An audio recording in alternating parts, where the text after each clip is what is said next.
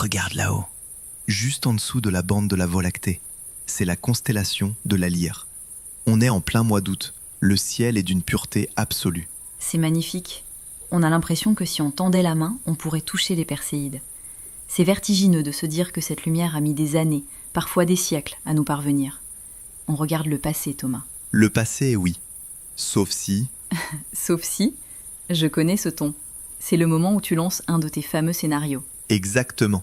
Bienvenue dans notre premier épisode. Et si la distance n'était plus une barrière temporelle ? Imagine, à cet instant précis, sur une planète située à 2 millions d'années-lumière d'ici, quelqu'un regarde notre Soleil avec un télescope. Et imagine qu'entre eux et nous, il existe une technologie de communication instantanée. Pas de délai. Tu parles, ils entendent, immédiatement. Une ligne directe à travers le vide absolu. Physiquement, on ne pourra jamais se croiser, le voyage prendrait des millénaires. Mais on peut se parler. C'est le premier contact, version téléphone rouge galactique. Voilà, alors je te pose la question, on fait quoi ? On envoie qui pour décrocher le combiné ? Un astrophysicien, le secrétaire général de l'ONU, un poète ?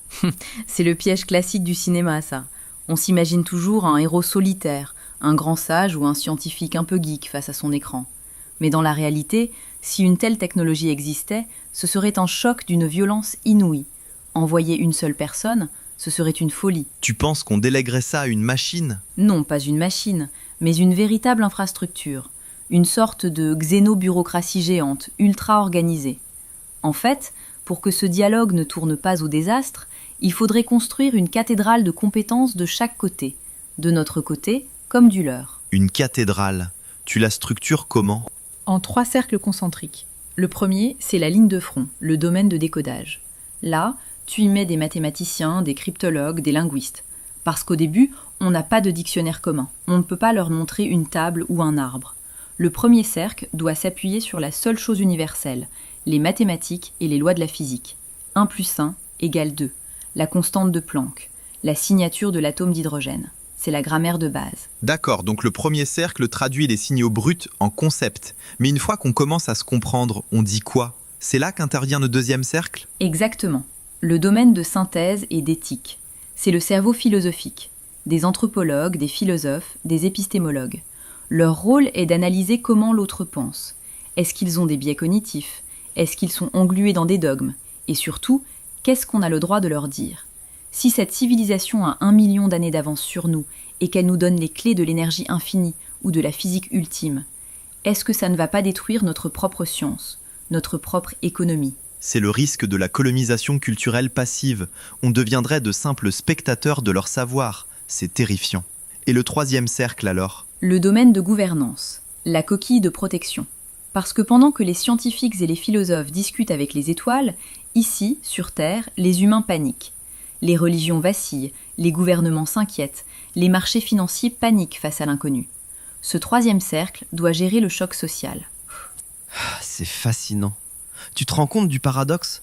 On imagine une technologie divine, une communication instantanée à travers l'infini. Et la première chose qu'on doit construire pour la gérer, c'est de l'administration. Des commissions, des protocoles, des filtres. Oui, de la xénobureaucratie. Mais c'est le seul moyen d'éviter le chaos. Tu sais, les psychologues cliniciens disent que notre cerveau fonctionne avec 2 grandes vitesses. Le système 1 et le système 2. C'est-à-dire, développe ? Le système 1, c'est notre pilote automatique. C'est l'instinct, l'émotion immédiate, les réflexes. Face à un danger ou à l'inconnu absolu, ce système 1 va réagir par la peur, le rejet, ou en essayant de calquer ses vieux dogmes sur une réalité nouvelle. Si on laisse le système 1 gérer le premier contact, c'est la panique sociale ou le secret d'État immédiat. Et le système 2, du coup, c'est le frein ? Exactement. Le système 2, c'est la pensée lente, logique, analytique. Celle qui demande un effort, qui suspend son jugement pour étudier les faits de manière objective. Et cette infrastructure à 3 cercles dont je te parle, elle est indispensable pour ça. Elle sert de bouclier pour court-circuiter nos réactions instinctives et forcer l'humanité à utiliser sa raison, son système 2. Pour éviter qu'on tire d'abord et qu'on réfléchisse ensuite, même à des millions d'années-lumière. Précisément. Face à une autre forme de raison, nos propres certitudes vont s'effondrer. Il faut une structure solide pour nous empêcher de refermer le verrou dogmatique de nos peurs. Tu penses qu'on y arriverait ? Si demain le signal s'allume, alors on va vous laisser sur cette question, là-haut, parmi les étoiles du mois d'août. Si cette infrastructure existait demain, Pensez-vous qu'elle devrait fonctionner dans le secret absolu pour protéger notre monde du choc ? Ou au contraire, devrait-elle être totalement transparente, accessible à tous, au risque de créer une panique mondiale ? Partagez vos réflexions en commentaire, dites-nous comment vous imagineriez votre premier message, et d'ici là, continuez de lever les yeux. Et de vous demander, et si...